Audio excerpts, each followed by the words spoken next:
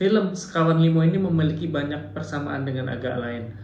Sama-sama film komedi berbau horor, sama-sama dibintangi stand up comedian, sama-sama berbau kedaerahan, dan sama-sama memiliki cerita yang menyentuh. Apakah Sekawan Limo ini bisa mengikuti kesuksesan agak lain? Ojo noleh nang buri. Engko ono sing meloi mitos nomor 1 nang Gunung Madiopuro.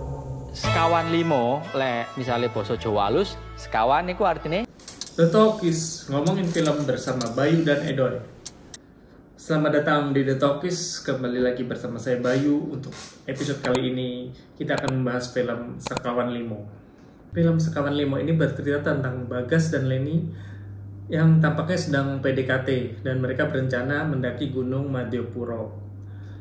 Pada saat sampai di base camp Gunung Madiopuro, memang petugas membriefing mereka bahwa ada mitos di gunung ini kalau naik itu rombongan harus berjumlah genap, karena kalau ganjil bisa jadi yang satu itu makhluk halus.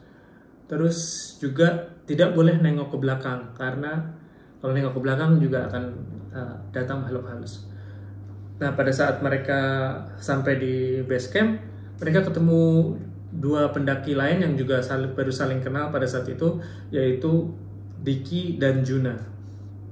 Diki ini tampaknya udah berpengalaman naik Gunung Madiopuro, jadi dia yang memimpin dan dia memang sengaja milih jalan alternatif karena dia bilang bahwa jalan ini akan lebih cepat dan pemandangan lebih bagus. Nah, ternyata seperti udah diduga bahwa mereka malah nyasar dan kemudian bertemu sama seorang yang pingsan, pendaki juga yang pingsan di tengah jalan, dan mereka tolong. Nah, setelah tolong ternyata namanya Andrew, dan kemudian Andrew itu bergabung bersama rombongan ini naik ke mendaki Gunung Madiopuro ini. Tapi kan berarti jumlahnya jadi 5. Nah, disinilah letak keseruannya, karena setelah berjumlah 5 kan berarti salah satu di antara mereka adalah setan, ya, makhluk halus. Karena dalam perjalanan ke puncak itu ternyata mereka malah disamperin sama setan. Jadi setan-setan yang kita udah sangat familiar dari film-film Indonesia seperti Genderuwo, kuntilanak, pocong, dan ada ya demit gitu. Ada semua di sini mengganggu perjalanan mereka. Nah, disinilah letak serunya film ini. Komedinya tuh di perjalanan ke puncak, dan interaksi mereka dengan hantu-hantu itu tentu selain horor juga lucu. Nah, film ini disutradari oleh Bayu Skak, yang untuk kali ini dia sendirian ya. Biasanya ditemani Fajar Nugros, tapi ini filmnya dia untuk pertama kali sendirian. Dibintangi juga oleh Nadia Arina sebagai Leni, Firza Falanza sebagai Diki, dan Benedictus Siregar sebagai Juna.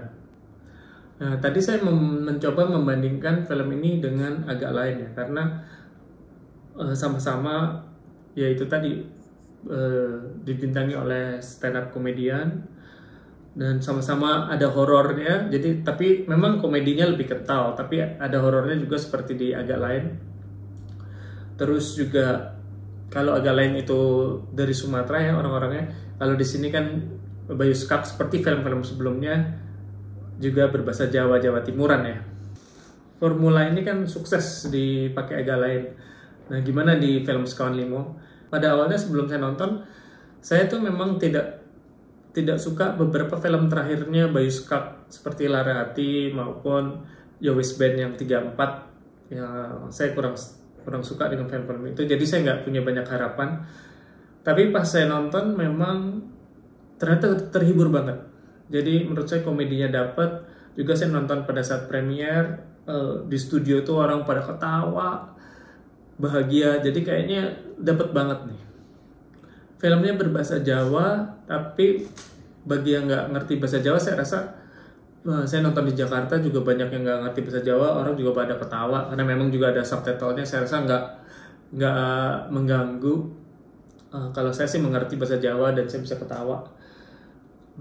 Kayaknya formulanya oke nih, karena selain memasukkan unsur komedi dan horor yang memang disukai, juga ada cerita-cerita yang serius. Jadi ada layernya lagi nih, setiap tokoh di sini punya backstory dan punya storyline yang memang harus diselesaikan sampai akhir film. Sehingga jadi cerita-cerita para tokoh ini punya punya keseriusan sendiri. Jadi nggak cuman lucu-lucuan, goblok-goblokan, serem-sereman, tapi juga ada nilai seriusnya. Seperti juga agak lain kan juga punya nilai yang emosional ya, banyak adegan emosional di situ.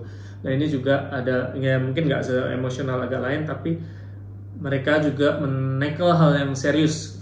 Terus apakah semuanya bagus? Ada sih catatan dari saya. Jadi ini kalau buat saya pribadi ya, ada beberapa jokes yang memang nggak pas untuk saya, yang saya nggak suka lah.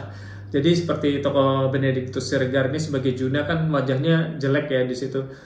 Nah jelek ini tuh jadi bahan celaan gitu.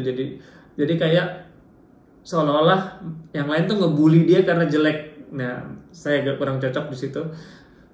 Juga bercanda tentang toilet ya. Memang pertama 1 kali 2 kali lucu, tapi ini kayak menjadi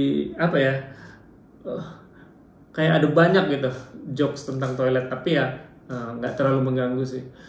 Bagi saya filmnya solid, ceritanya oke untuk dinikmatin, humornya dapet, skor saya 7,5. Nah, gimana yang udah nonton film ini? Apakah setuju? Coba deh, yang suka agak lain mungkin bisa nonton film ini di bioskop ya, karena memang lucu banget. Saya sih berharap film ini bisa sukses ya, walaupun mungkin agak lain itu kan anomali ya dengan angka 9 juta itu. Saya berharap ya ini bisa sukses juga lah filmnya. Seru, coba yang belum nonton, tonton dulu, nanti komen di video ini gimana pendapat kalian. Mudah-mudahan kita bisa ketemu lagi di episode berikutnya.